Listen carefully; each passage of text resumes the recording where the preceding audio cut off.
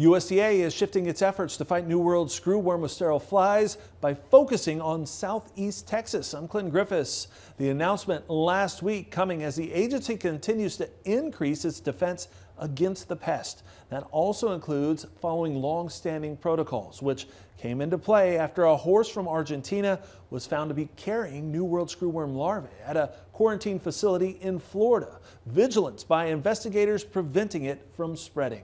AgDay's Michelle Rook joins me from CattleCon in Nashville. Michelle, the cattle industry is keeping a close watch on efforts to fight NWS. Yeah, Clinton, producers are concerned about a black swan killing this record cattle market. And topping the list is when the border is reopened to Mexican feeder cattle imports. And of course, that's still unknown in terms of the timing. But another big factor is when, not if, the New World screwworm gets into the U.S. herd. And that's why protocol is so important. The U.S. cattle industry is preparing for the inevitability of the border reopening to Mexican feeder cattle.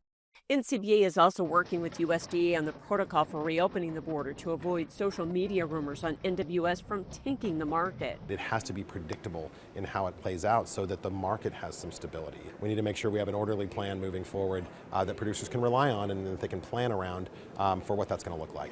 But it also covers the protocol if there is a case detected in the U.S., which could likely come from sources like wildlife.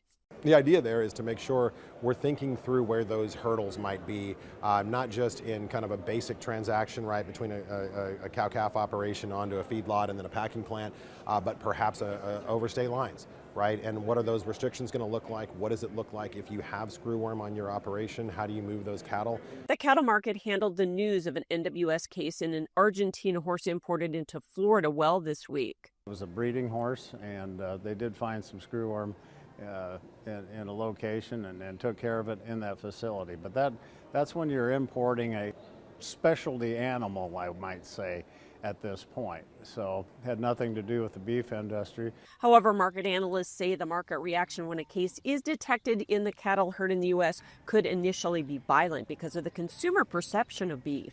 I think short run, not good. And that's just because the consumer is going to be nervous about it. And let's face it, there are groups of people still out there today that would love to see us stop consuming beef and stop beef production from occurring.